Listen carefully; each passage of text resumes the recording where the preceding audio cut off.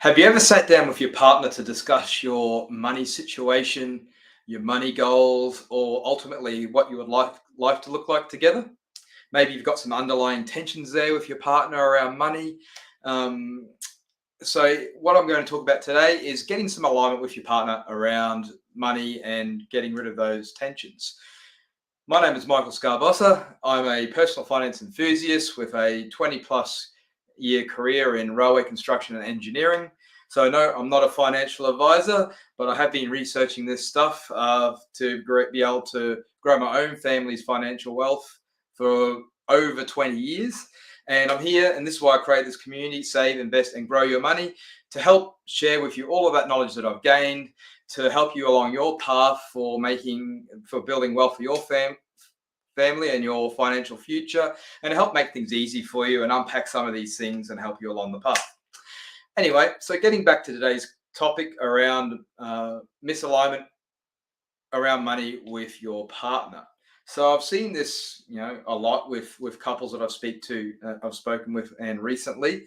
And what I tend to find is one is more aware of their financial situation and thinking more about the future, and the other is not at all. So you end up getting one partner that's just happily, spending spontaneously, having fun, living life, and the other one's starting to think, hey, hang on, we need to really think about our future here and make sure that we've got enough put away for the future, and we are actually going to achieve the life that we really want. But what I'm finding is that a lot of couples actually haven't sat down and had that conversation. So, just to help you along here, I've got a few examples that I'll share with you today of people that I've spoken to recently, and maybe you might see a bit of yourself in some of this. So, the first example is the wife is, this is a couple that's in their early 50s. Wife's worked hard all her life, husband's worked hard all of his life. Situation is, at the moment, the husband's a FIFO worker and earning a pretty good wicket.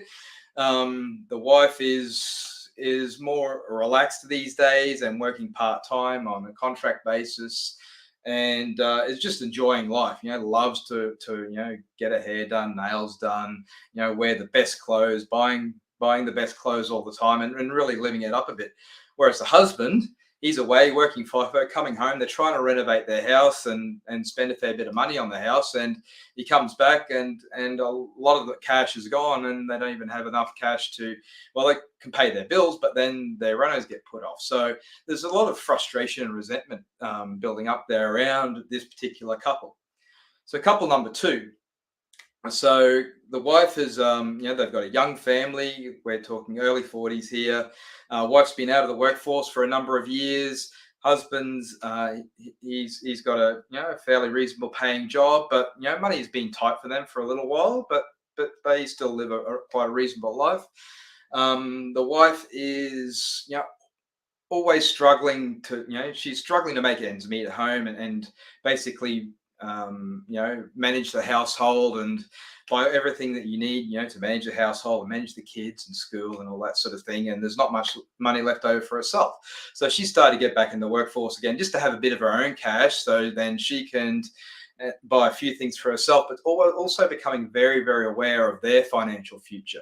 Now, the husband isn't exactly on the same journey here. He's still having fun, going out with his mates, a bit of the she'll be right attitude, which, a lot of us Aussie blokes tend to have, and, playing around on gambling apps and that sort of thing. So you can see there already there's some misalignment here, and yet you can guess that there's probably a little bit of tension and resentment building up in there in that relationship.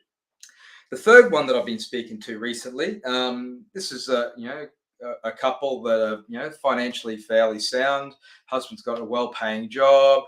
Wife works on contract and gets paid reasonably well as well.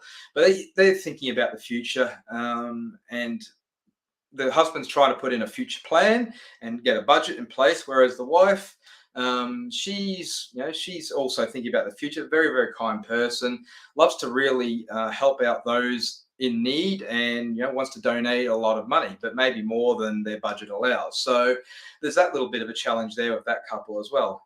Once again, you can just see there's that bit of misalignment there.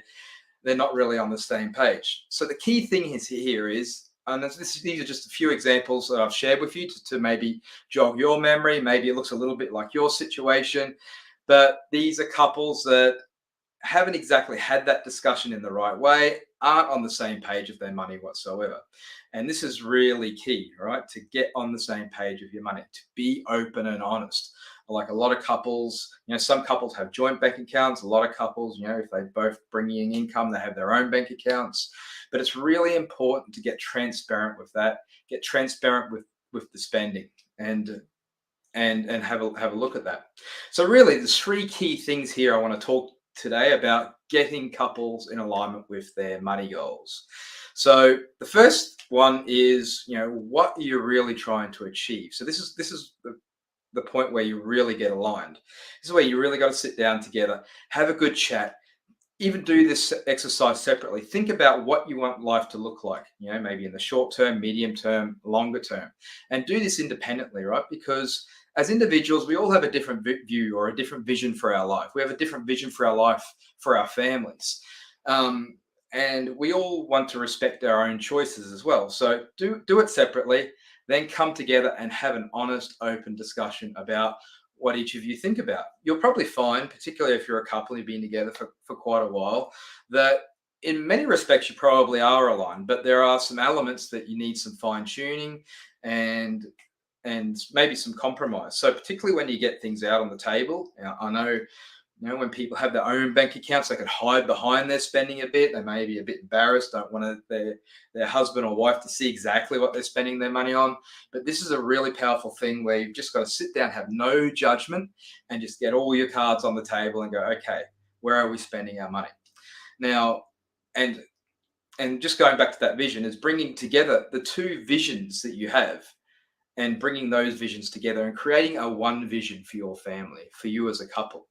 As couples, we are a team. You got to behave like a team, be cohesive, get that goal together, work out that joint vision for yourselves.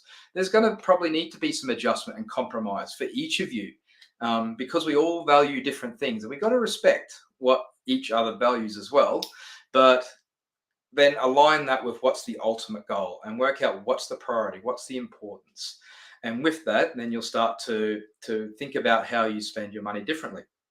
So the second thing I want to talk about is why you want to do it. So it's all well and good getting a vision for your life and what you want life to look like, but unless you really emotionally get it in your bones of why you want to do it, what will happen is when those spontaneous spending opportunities come up, you may make the wrong decision around your spending that takes you off the path that you're on to get what you ultimately want to achieve.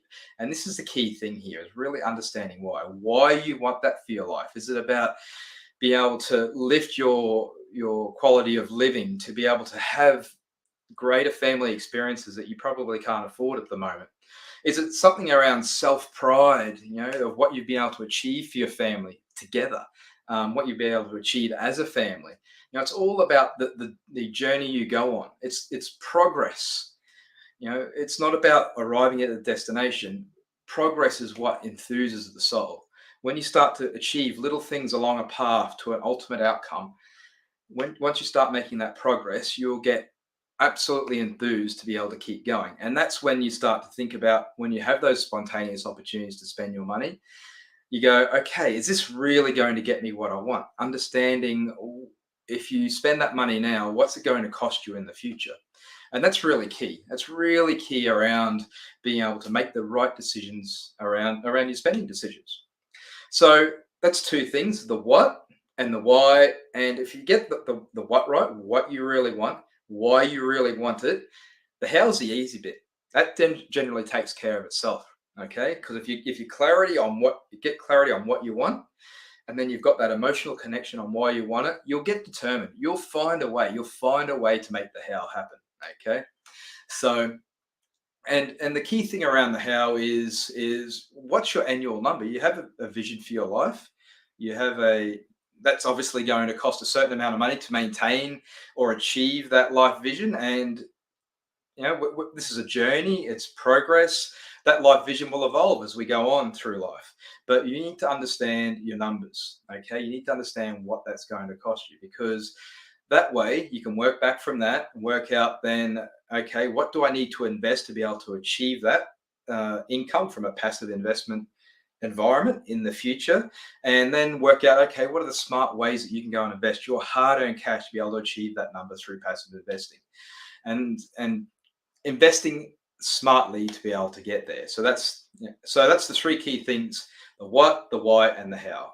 What? Get alignment with yourself. Really understand what your life vision is, and get aligned with your partner about what that goal is. That way, you'll make better spending decisions, particularly when you connect with your why, which is a real emotional connection.